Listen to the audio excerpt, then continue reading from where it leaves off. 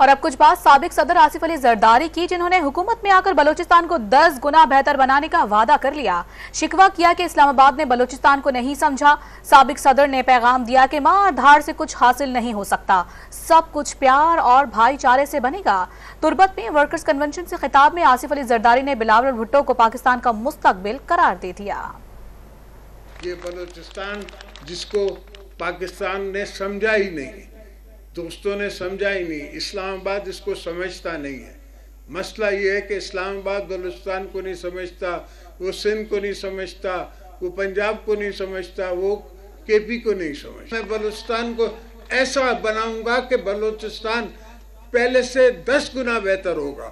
بلوچستان تو پاکستان کو انشاءاللہ دنیا کا بڑا ملک بنا سکتا ہے، مگر سوال یہ کہ بنے گا سب کچھ پیار سے، بنے گا سب کچھ بھائی چارے سے، بنے گا مار دھاڑ سے نہیں بنتا۔